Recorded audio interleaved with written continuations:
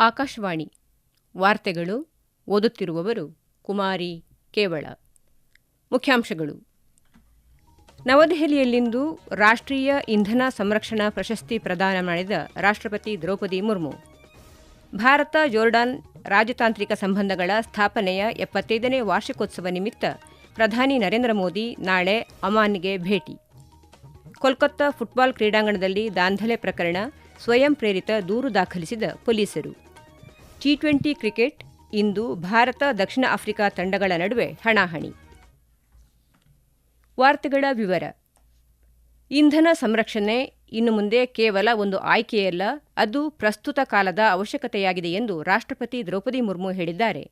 ರಾಷ್ಟ್ರೀಯ ಇಂಧನ ಸಂರಕ್ಷಣಾ ದಿನದ ಅಂಗವಾಗಿ ನವದೆಹಲಿಯಲ್ಲಿ ಇಂದು ನಡೆದ 2025ರ ರಾಷ್ಟ್ರೀಯ ಇಂಧನ ಸಂರಕ್ಷಣಾ ಪ್ರಶಸ್ತಿಗಳು ಮತ್ತು 2025ರ ಇಂಧನ ಸಂರಕ್ಷಣಾ ರಾಷ್ಟ್ರೀಯ ಚಿತ್ರಕಲಾ ಸ್ಪರ್ಧೆಯ ವಿಜೇತರನ್ನು ರಾಷ್ಟ್ರಪತಿಯವರು ಸನ್ಮಾನಿಸಿದರು.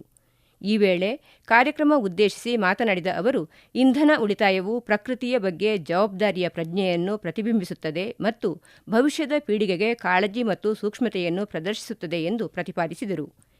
ಇಂಧನ ಸಂರಕ್ಷಣೆ ಮತ್ತು ಶುದ್ಧ ಇಂಧನ ಪರಿವರ್ತನೆಯ ಕ್ಷೇತ್ರಗಳಲ್ಲಿ ಭಾರತ ಮಹತ್ವದ ಹೆಜ್ಜೆಗಳನ್ನು ಇಟ್ಟಿದೆ. ದೇಶವು ನಿಗದಿತ ಸಮಯಕ್ಕೂ ಮುನ್ನ ತನ್ನ ಶುದ್ಧ ಇಂಧನ ಬದ್ಧತೆಗಳನ್ನು ಪೂರೈಸಿದೆ. ಇದು ವರ್ಧಿತ ಇಂಧನ ದಕ್ಷತೆ ಮತ್ತು ಡಿಕಾರ್ಬನೈಸೇಷನ್ ದಿಕ್ಕಿನಲ್ಲಿ ಪ್ರಮುಖ ಸಾಧನೆಯಾಗಿದೆ ಎಂದು ರಾಷ್ಟ್ರಪತಿ ದ್ರೌಪದಿ ಮುರ್ಮು ಹೇಳಿದರು. भारत ने क्लीन एनर्जी की प्रतिबद्धताएं समय सीमा से पहले ही पूरी कर ली है.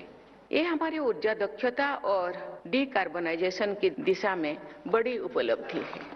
राष्ट्रीय स्तर पर प्रधानमंत्री सूर्यघर मुफ्त बिजली योजना शुरू की गई है, जिसके तहत घरों में रूफटॉप सोलर सिस्टम्स लगाए जा रहे हैं. इसमें उन घरों को मुफ्त बिजली मिलेगी और फॉसिल फ्यूल पर निर्भरता कम होगी. ಪ್ರಧಾನಿ ನರೇಂದ್ರ ಮೋದಿ ಅವರು ನಾಳೆಯಿಂದ ಮಂಗಳವಾರದವರೆಗೆ ಜೋರ್ಡಾನ್ಗೆ ಭೇಟಿ ನೀಡಲಿದ್ದಾರೆ. ಜೋರ್ಡಾನ್ ದೊರೆ 2ನೇ ಅಬ್ದುಲ್ಲಾ ಬಿನ್ ಅಲ್ ಹುಸೇನ್ ಅವರ ಆಹ್ವಾನದ ಮೇರೆಗೆ ಈ ಭೇಟಿ ಕೈಗೊಳ್ಳಲಿದ್ದಾರೆ. ಎರಡೂ ದೇಶಗಳ ನಡುವಿನ ರಾಜತಾಂತ್ರಿಕ ಸಂಬಂಧಗಳ ಸ್ಥಾಪನೆಯ 75ನೇ ವಾರ್ಷಿಕೋತ್ಸವ ನಿಮಿತ್ತ ಪ್ರಧಾನಿ ನರೇಂದ್ರ ಮೋದಿ ಅವರು ಜೋರ್ಡಾನ್ಗೆ ಭೇಟಿ ನೀಡುತ್ತಿದ್ದಾರೆ. ಈ ವೇಳೆ ಭಾರತ ಮತ್ತು ಜೋರ್ಡಾನ್ ನಡುವೆ ಉನ್ನತ ಮಟ್ಟದ ರಾಜಕೀಯ ಒಪ್ಪಂದ ಏರ್ಪಡುವ ಸಾಧ್ಯತೆಯಿದೆ. ಭಾರತ ಮತ್ತು ಜೋರ್ಡಾನ್ ಬಲವಾದ ಮತ್ತು ಸ್ಥಿರವಾಗಿ ವಿಸ್ತರಿಸುತ್ತಿರುವ ಆರ್ಥಿಕ ಸಂಬಂಧಗಳನ್ನು ಹಂಚಿಕೊಳ್ಳುತ್ತವೆ. ಭಾರತವು ಜೋರ್ಡಾನ್ನ 3ನೇ ಅತಿದೊಡ್ಡ ವ್ಯಾಪಾರ ಪಾಲುದಾರನಾಗಿ ಹೊರಹೊಮ್ಮುತ್ತಿದೆ. ಎರಡೂ ದೇಶಗಳ ನಡುವಿನ ದ್ವಿಪಕ್ಷೀಯ ವ್ಯಾಪಾರವು ಸುಮಾರು $2.8 ಶತಕೋಟಿ ಅಮೆರಿಕನ್ ಡಾಲರ್ಗಳ ಮೌಲ್ಯದ್ದಾಗಿದೆ. ಜೋರ್ಡಾನ್ ಭಾರತಕ್ಕೆ ರಸಗೊಬ್ಬರಗಳ ಪ್ರಮುಖ ಪೂರೈಕೆದಾರ, ವಿಶೇಷವಾಗಿ ಫಾಸ್ಫೇಟ್ಗಳು ಮತ್ತು ಪೊಟ್ಯಾಷ್. ಇವು ಭಾರತದ ಕೃಷಿ ವಲಯಕ್ಕೆ ನಿರ್ಣಾಯಕವಾಗಿವೆ. ಈ ಸಹಕಾರದ ಪ್ರಮುಖ ಉದಾಹರಣೆಯೆಂದರೆ ಜೋರ್ಡಾನ್ ಇಂಡಿಯಾ ರಸಗೊಬ್ಬರ ಕಂಪನಿ. ಇದು ಭಾರತದ ಇಫ್ಕೋ ಮತ್ತು ಜೋರ್ಡಾನ್ ಫಾಸ್ಫೇಟ್ಸ್ ಗಣಿ ಕಂಪನಿಯ ನಡುವಿನ $860 ಶತಕೋಟಿ ಅಮೆರಿಕನ್ ಡಾಲರ್ ಮೌಲ್ಯದ ಜಂಟಿ ಉದ್ಯಮವಾಗಿದೆ. ಭಾರತದ ಆಹಾರ ಭದ್ರತಾ ಚೌಕಟ್ಟನ್ನು ಬಲಪಡಿಸುವ ಮೂಲಕ ಭಾರತಕ್ಕೆ ಫಾಸ್ಫರಿಕ್ ಆಮ್ಲವನ್ನು ಉತ್ಪಾದಿಸಲು ಮತ್ತು ರಫ್ತು ಮಾಡಲು ಕಂಪನಿಯನ್ನು ಸ್ಥಾಪಿಸಲಾಯಿತು. ಇದರ ಜೊತೆಗೆ ಸುಮಾರು $500 ಶತಕೋಟಿ ಅಮೆರಿಕನ್ ಡಾಲರ್ಗಳ ಸಂಚಿತ ಹೂಡಿಕೆಯೊಂದಿಗೆ ಭಾರತೀಯ ಮೂಲದ ಸುಮಾರು 15 ಉಡುಪು ಕಂಪನಿಗಳು ಜೋರ್ಡಾನ್ನ ಅರ್ಹ ಕೈಗಾರಿಕಾ ವಲಯಗಳಲ್ಲಿ ಕಾರ್ಯನಿರ್ವಹಿಸುತ್ತವೆ. ಈ ಕಂಪನಿಗಳು ಜೋರ್ಡಾನ್ನ ವ್ಯಾಪಕವಾದ ಮುಕ್ತ ವ್ಯಾಪಾರ ಒಪ್ಪಂದಗಳು ಹಾಗೂ ಅಮೆರಿಕ, ಯುರೋಪ್ ಮತ್ತು ವಿಶಾಲ ಅರಬ್ ಪ್ರದೇಶದೊಂದಿಗೆ ವಿಶೇಷ ವ್ಯಾಪಾರ ವ್ಯವಸ್ಥೆಗಳಿಂದ ಪ್ರಯೋಜನ ಪಡೆಯುತ್ತವೆ. ಜಾಗತಿಕ ಮಾರುಕಟ್ಟೆಗಳಿಗೆ ಸಿದ್ಧಪಡಿಸಿದ ಉತ್ಪನ್ನಗಳನ್ನು ರಫ್ತು ಮಾಡುತ್ತವೆ. ಮತದಾರರ ಪಟ್ಟಿಯ ವಿಶೇಷ ತೀವ್ರ ಪರಿಷ್ಕರಣೆ ಕುರಿತು ಕಾಂಗ್ರೆಸ್ ಗೊಂದಲ ಸೃಷ್ಟಿಸುತ್ತಿದೆ ಎಂದು ಬಿಜೆಪಿ ವಕ್ತಾರ ಸಂಬಿತ್ ಪಾತ್ರ ಆರೋಪಿಸಿದ್ದಾರೆ. ನವದೆಹಲಿಯಲ್ಲಿಂದು ಪತ್ರಿಕಾಗೋಷ್ಠಿ ಉದ್ದೇಶಿಸಿ ಮಾತನಾಡಿದ ಅವರು, ಚುನಾವಣಾ ಸುಧಾರಣೆ ಕುರಿತು ಸಂಸತ್ತಿನಲ್ಲಿ ಈಗಾಗಲೇ ವ್ಯಾಪಕ ಚರ್ಚೆಗಳು ನಡೆದಿವೆ. ಈ ಚರ್ಚೆಗಳ ಸಮಯದಲ್ಲಿ ಕೇಂದ್ರ ಗೃಹ ಸಚಿವ ಅಮಿತ್ ಶಾ ಅವರು ಪ್ರತಿಪಕ್ಷಗಳು ಎತ್ತಿರುವ ಎಲ್ಲಾ ಪ್ರಶ್ನೆಗಳಿಗೆ ಒಂದೊಂದಾಗಿ ಪ್ರತಿಕ್ರಿಯಿಸಿದ್ದಾರೆ ಎಂದು ಹೇಳಿದರು. ಭಾರತ ಸಾಂವಿಧಾನಿಕ ಸಂಸ್ಥೆಗಳನ್ನು ಕಾಂಗ್ರೆಸ್ ಅಗೌರವಿಸುತ್ತಿದೆ ಎಂದು ಆರೋಪಿಸಿದ ಅವರು, ಭಾರತದ ಪ್ರಜಾಪ್ರಭುತ್ವದ ಬಲ ಎಲ್ಲರಿಗೂ ತಿಳಿದಿದೆ ಎಂದರು. ಈ ವಾರ್ತೆಗಳನ್ನು ಆಕಾಶವಾಣಿಯಿಂದ ಕೇಳುತ್ತಿದ್ದೀರಿ.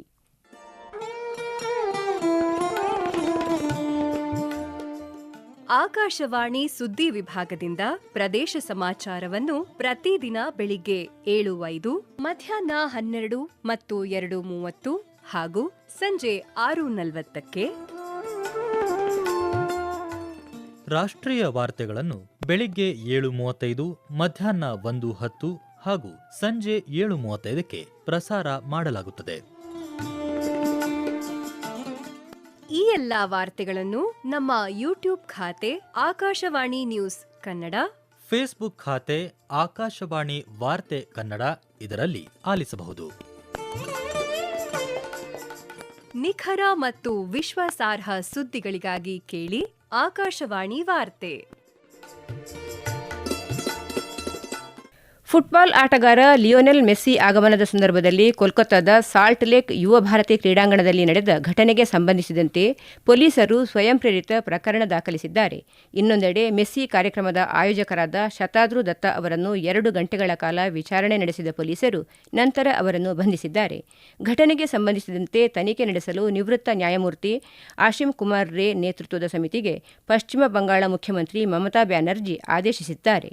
ಫುಟ್ಬಾಲ್ ಆಟಗಾರ ಲಿಯೋನೆಲ್ ಮೆಸ್ಸಿಯನ್ನು ನೋಡಲು ಅವಕಾಶ ಸಿಗದ ಕಾರಣ ಕೋಪಗೊಂಡ ಅಭಿಮಾನಿಗಳು ಮತ್ತು ಪ್ರೇಕ್ಷಕರು ನಿನ್ನೆ ಸಾಲ್ಟ್ ಲೇಕ್ ಯುವ ಭಾರತಿ ಕ್ರೀಡಾಂಗಣಕ್ಕೆ ನುಗ್ಗಿ ಆಸ್ತಿಗಳನ್ನು ನಾಶಪಡಿಸಿದ್ದರು. ಪೋಸ್ಟ್ ಮ್ಯಾನ್ಗಳು ಭಾರತದ ಪ್ರತಿಯೊಂದು ಮನೆಗೆ ಪತ್ರಗಳನ್ನು ಮಾತ್ರವಲ್ಲದೆ ಬ್ಯಾಂಕಿಂಗ್, ವಿಮೆ ಮತ್ತು ಸರ್ಕಾರಿ ಸೇವೆಗಳನ್ನು ತಲುಪಿಸುವ ನಂಬಿಕೆಯ ಸೇತುವೆಗಳಾಗಿವೆ ಎಂದು ಕೇಂದ್ರ ಸಂವಹನ ಸಚಿವ ಜ್ಯೋತಿರಾದಿತ್ಯ ಸಿಂಧ್ಯಾ ಶ್ಲಾಘಿಸಿದ್ದಾರೆ. ಮಹಾರಾಷ್ಟ್ರದ ಕೊಲ್ಲಾಪುರದಲ್ಲಿ ನಡೆದ ಗ್ರಾಮೀಣ ಡಾಕ್ ಸೇವಕ ಸಮ್ಮೇಳನದಲ್ಲಿ ಗೋವಾ ಮತ್ತು ಪುಣೆ ಪ್ರದೇಶದ ಸುಮಾರು 6,000 ಗ್ರಾಮೀಣ ಡಾಕ್ ಸೇವಕರ ಬೃಹತ್ ಸಮಾವೇಶ ಉದ್ದೇಶಿಸಿ ಅವರು ಮಾತನಾಡಿದರು. ಗ್ರಾಮೀಣ ಭಾರತವನ್ನು ಸಂಪರ್ಕಿಸುವಲ್ಲಿ ಮತ್ತು ದೇಶದ ಅಭಿವೃದ್ಧಿಯನ್ನು ಮುನ್ನಡೆಸುವಲ್ಲಿ ಪೋಸ್ಟ್ ಮ್ಯಾನ್ಗಳು ಪ್ರಮುಖ ಪಾತ್ರ ವಹಿಸುತ್ತಾರೆ ಎಂದು ಹೇಳಿದರು. ಸುಮಾರು 6.5 ಲಕ್ಷ ಹಳ್ಳಿಗಳಿಗೆ 1,65,000ಕ್ಕೂ ಹೆಚ್ಚು ಅಂಚೆ ಕಚೇರಿಗಳಿದ್ದು, ನಾವೀನ್ಯತೆ, ವಿಶ್ವಾಸಾರ್ಹತೆ ಮತ್ತು ಬಲವಾದ ಮೌಲ್ಯಾಧಾರಿತ ವಿಧಾನದಿಂದ ಕಾರ್ಯನಿರ್ವಹಿಸುತ್ತಿವೆ ಎಂದ ಅವರು, ಅಂಚೆ ಇಲಾಖೆಯನ್ನು ಆಧುನಿಕ ಲಾಜಿಸ್ಟಿಕ್ಸ್ ಮತ್ತು ಸೇವಾಶಕ್ತಿ ಕೇಂದ್ರವಾಗಿ ಪರಿವರ್ತಿಸುವಂತೆ ಸಚಿವ ಜ್ಯೋತಿರಾದಿತ್ಯ ಸಿಂಧ್ಯಾ ಕರೆ ನೀಡಿದ್ದಾರೆ. ಭಾರತ ಮತ್ತು ದಕ್ಷಿಣ ಆಫ್ರಿಕಾ ನಡುವಿನ 3ನೇ ಟಿ20 ಕ್ರಿಕೆಟ್ ಪಂದ್ಯ ಹಿಮಾಚಲ ಪ್ರದೇಶದ ಧರ್ಮಶಾಲಾದಲ್ಲಿ ಇಂದು ನಡೆಯಲಿದೆ. ಪಂದ್ಯ ಸಂಜೆ 7 ಗಂಟೆಗೆ ಆರಂಭವಾಗಲಿದೆ. 5 ಪಂದ್ಯಗಳ ಟಿ20 ಸರಣಿ ಪ್ರಸ್ತುತ 1-1ರಲ್ಲಿ ಸಮಬಲದಲ್ಲಿದೆ. ಸರಣಿಯ ಆರಂಭಿಕ ಪಂದ್ಯದಲ್ಲಿ ಭಾರತ ಗೆಲುವು ಸಾಧಿಸಿದ್ದು, 2ನೇ ಪಂದ್ಯದಲ್ಲಿ ದಕ್ಷಿಣ ಆಫ್ರಿಕಾ ಜಯಶಾಲಿಯಾಗಿದೆ. ಹೀಗಾಗಿ ಮೇಲುಗೈ ಸಾಧಿಸಲು ಉಭಯ ತಂಡಗಳಿಗೂ 3ನೇ ಪಂದ್ಯ ಮಹತ್ವದ್ದಾಗಿದೆ.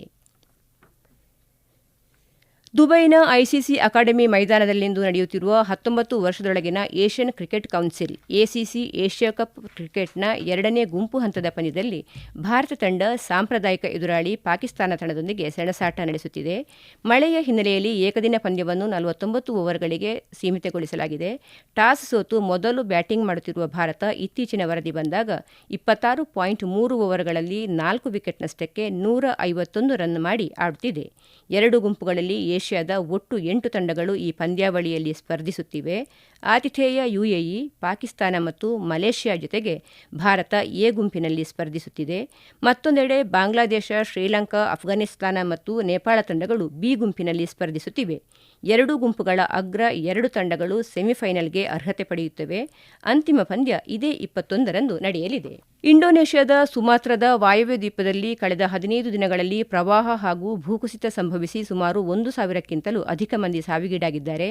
200ಕ್ಕಿಂತಲೂ ಅಧಿಕ ಜನರು ಕಾಣೆಯಾಗಿದ್ದು, ಸುಮಾರು 5,000ಕ್ಕಿಂತಲೂ ಅಧಿಕ ಮಂದಿ ಗಾಯಗೊಂಡಿದ್ದಾರೆ. ಪ್ರಕೃತಿ ವಿಕೋಪದಿಂದಾಗಿ 1 ಲಕ್ಷಕ್ಕಿಂತಲೂ ಹೆಚ್ಚು ಮನೆ ಹಾಗೂ ಕಟ್ಟಡಗಳು ಹಾನಿಗೊಂಡಿವೆ. ಘಟನಾ ಸ್ಥಳದಲ್ಲಿ ರಕ್ಷಣೆ ಹಾಗೂ ಪರಿಹಾರ ಕಾರ್ಯಗಳು ಪ್ರಗತಿಯಲ್ಲಿವೆ. ಮಲಾಕಾ ಸ್ಟೇಟ್ನಲ್ಲಿ ಪ್ರಬಲ ಚಂಡಮಾರುತದಿಂದಾಗಿ ಅಧಿಕ ಮಳೆಯುಂಟಾಗಿ ಏಷ್ಯಾದ ಆಗ್ನೇಯ ರಾಷ್ಟ್ರಗಳ ವಿವಿಧ ಭಾಗಗಳಲ್ಲಿ ಭೂಕುಸಿತ ಸಂಭವಿಸಿದೆ. ಶ್ರೀಲಂಕಾ ಸೇರಿದಂತೆ ಥೈಲ್ಯಾಂಡ್, ಮಲೇಷ್ಯಾ ಹಾಗೂ ವಿಯೆಟ್ನಾಂನಲ್ಲಿ ದುರ್ಬಲ ಹವಾಮಾನ ವೈಪರೀತ್ಯ ಉಂಟಾಗಿ ಒಟ್ಟು 2,000 ಮಂದಿ ಸಾವಿಗೀಡಾಗಿದ್ದಾರೆ. ಸದ್ಯ ಅನೇಕ ಕಡೆಗಳಲ್ಲಿ ಪರಿಸ್ಥಿತಿ ಸುಧಾರಿಸಿದೆ. ಪ್ರಕೃತಿ ವಿಕೋಪದಿಂದ ಹಾನಿಗೊಳಗಾದ ದ್ವೀಪ ರಾಷ್ಟ್ರದ ಮರುನಿರ್ಮಾಣಕ್ಕೆ ಅಂದಾಜು $3 ಶತಕೋಟಿ ಬೇಕಾಗಬಹುದು ಎಂದು ಸುಮಾತ್ರಾದ ಅಧ್ಯಕ್ಷ ಪ್ರಬೋವೋ ಸುಬಿಯಾಂತೋ ತಿಳಿಸಿದ್ದಾರೆ. ಈಗ ಕೊನೆಯಲ್ಲಿ ಮತ್ತೊಮ್ಮೆ ಮುಖ್ಯಾಂಶಗಳು. ನವದೆಹಲಿಯಲ್ಲಿಂದು ರಾಷ್ಟ್ರೀಯ ಇಂಧನ ಸಂರಕ್ಷಣಾ ಪ್ರಶಸ್ತಿ ಪ್ರದಾನ ಮಾಡಿದ ರಾಷ್ಟ್ರಪತಿ ದ್ರೌಪದಿ ಮುರ್ಮು. ಭಾರತ ಜೋರ್ಡಾನ್ ರಾಜತಾಂತ್ರಿಕ ಸಂಬಂಧಗಳ ಸ್ಥಾಪನೆಯ 75ನೇ ವಾರ್ಷಿಕೋತ್ಸವ ನಿಮಿತ್ತ ಪ್ರಧಾನಿ ನರೇಂದ್ರ ಮೋದಿ ನಾಳೆ ಅಮಾನ್ಗೆ ಭೇಟಿ. ಕೋಲ್ಕತ್ತಾ ಫುಟ್ಬಾಲ್ ಕ್ರೀಡಾಂಗಣದಲ್ಲಿ ದಾಂಧಲೆ ಪ್ರಕರಣ, ಸ್ವಯಂ ಪ್ರೇರಿತ ದೂರು ದಾಖಲಿಸಿದ ಪೊಲೀಸರು. ಟಿ20 ಕ್ರಿಕೆಟ್ ಇಂದು ಭಾರತ ದಕ್ಷಿಣ ಆಫ್ರಿಕಾ ತಂಡಗಳ ನಡುವೆ ಹಣಾಹಣಿ. ಇಲ್ಲಿಗೆ ವಾರ್ತಾ ಪ್ರಸಾರ ಮುಕ್ತಾಯವಾಯಿತು. ನಮ್ಮ ಮುಂದಿನ ವಾರ್ತಾ ಪ್ರಸಾರ ಮಧ್ಯಾಹ್ನ 2:30ಕ್ಕೆ.